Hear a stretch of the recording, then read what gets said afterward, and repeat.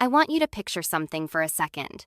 You're walking down the cereal aisle at the grocery store.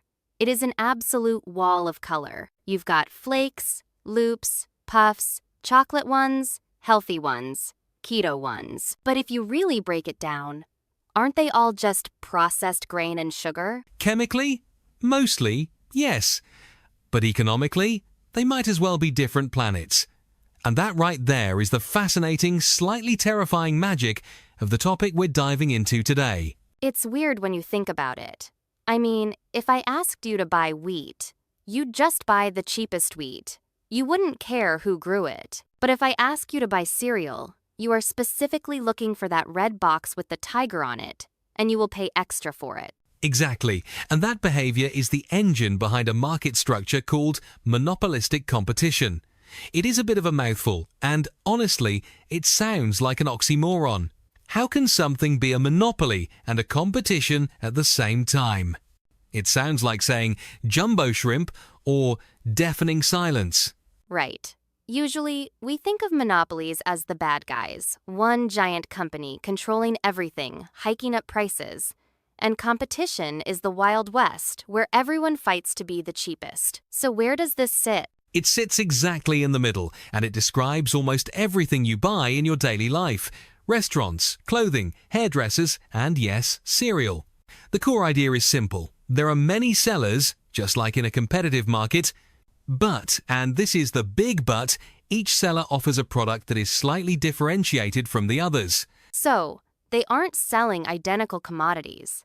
They're selling unique versions of the same thing. Precisely. Think about the smartphone in your pocket. Whether it's an iPhone, a Pixel, or a Galaxy, they all do the exact same thing. They browse the web, take photos, and make calls. But to an Apple user, a Samsung is not a perfect substitute. It's different. Oh, absolutely. Try telling an iPhone user to switch to Android just because it's $50 cheaper. They'll look at you like you just insulted their ancestors. And that loyalty gives Apple a mini-monopoly. They are the only ones allowed to produce the iPhone. They have a monopoly on that specific design, that operating system, that blue bubble text message. Because of that differentiation, they have some power to set their own prices. They aren't at the mercy of the market price like a wheat farmer is. But here comes the competition part, right? Because if Apple decided to charge $20,000 for an iPhone, people would eventually break. They'd say, okay, I love the blue bubbles, but I'm buying a Samsung. Exactly. That's the check on their power. There are close substitutes, not perfect substitutes, but close enough. So, firms in monopolistic competition are constantly fighting a war on two fronts. They have to keep their prices reasonable enough so you don't leave, but they have to make their product distinct enough so you don't want to leave. This brings us to the real weapon in this war: differentiation. How do companies actually pull this off? Because sometimes the differences feel, well, imaginary. Sometimes they are. But broadly, we look at three types of differentiation. First, there's the physical, the actual features. A burger at Five Guys tastes different than a burger at McDonald's. Better ingredients, different cooking method. That's tangible. Then you have location, right? I might prefer the coffee shop that's better, but I'm going to the one that's downstairs because I'm lazy. That's differentiation. Location is huge. But the third one is the most psychological and arguably the most expensive: branding and image. This is where we leave the realm of economics and enter the realm of human psychology. This is the bottled water phenomenon. I love this example. You can get water out of the tap for free. Or you can pay $2 for water in a plastic bottle that has a picture of a mountain on it. It is the ultimate triumph of branding over logic. In a monopolistic competition framework, advertising plays a massive role. In perfect competition, you don't advertise. A wheat farmer doesn't buy a Super Bowl ad saying, "Buy my wheat." It's a waste of money because wheat is wheat. But in monopolistic competition, advertising isn't just about informing people. It's about creating that perceived difference. It's about telling a story. Right. When you buy Nike, you aren't just buying shoes and rubber. You're buying Just Do It. You're buying athleticism, determination, coolness. The company is spending billions to convince you that their shoe is not a substitute for a Reebok shoe. They are trying to make the demand curve for their products steeper, meaning you're less sensitive to price changes. It's fascinating because it creates a barrier to entry that isn't legal or technical. It's mental. I could start a soda company tomorrow that tastes exactly like Coke. I could match the formula perfectly, but I can't match the 100 years of open happiness marketing. I can't match the red can. And that is why new entrants struggle. They aren't fighting the product, they're fighting the habit and the identity. But there is a cost to all of this. And this is where economists get into a bit of a debate. I can guess. It's inefficient, isn't it? It is. Think about it. We have 50 different brands of toothpaste. That means 50 different factories, 50 different marketing teams, 50 different packaging designs.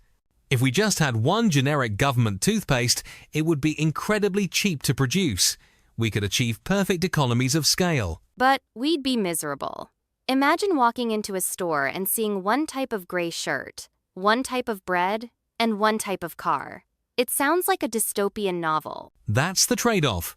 Monopolistic competition is technically inefficient because firms operate with excess capacity. They don't produce at the absolute lowest cost point because they are splitting the market into tiny slices. But the upside is variety.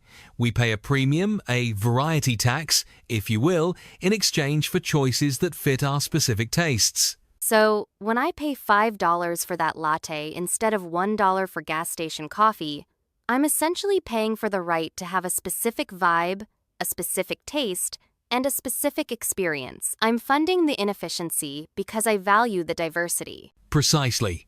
And this leads to a constant dynamism in the market. In this structure, profits are fleeting.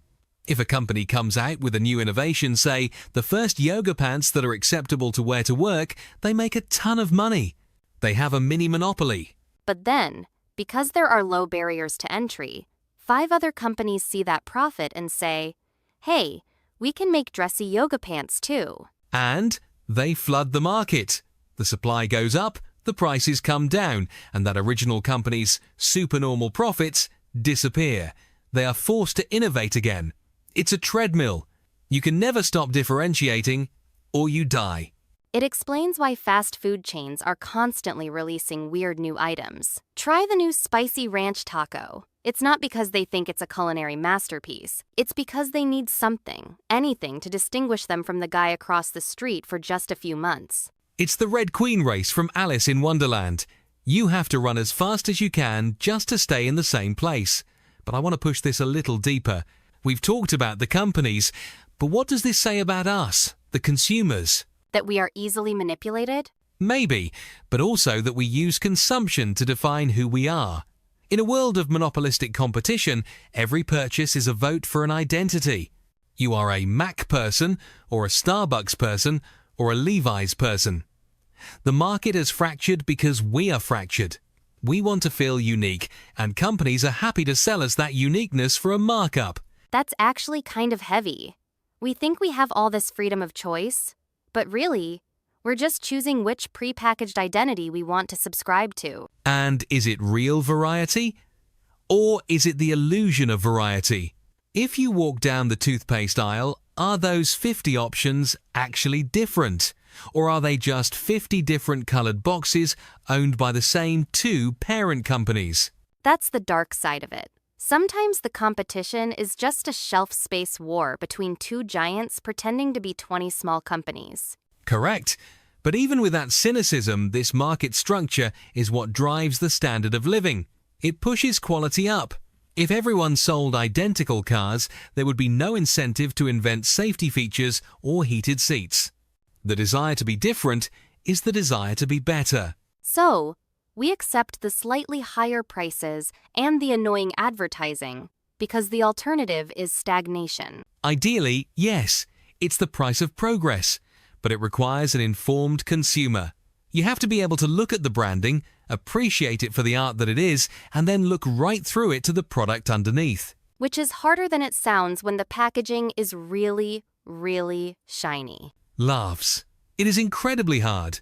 Our brains are wired for stories, not spreadsheets. So, as we wrap this up, next time our listeners are standing in that aisle, paralyzed by the choice between two nearly identical bottles of shampoo, what should they be thinking? They should realize they are standing in the middle of a battlefield.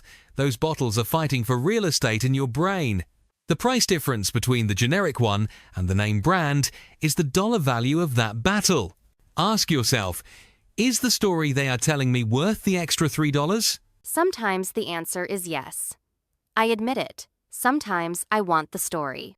And that's okay. Just know that you're buying the story, not just the soap. That's a great place to leave it. We are living in a world of infinite choice, or at least the appearance of it. It's up to us to navigate the noise. Absolutely. Keep your eyes open and watch out for the differentiation that's just a new coat of paint. Thanks for listening, everyone. We'll catch you in the next one. Take care.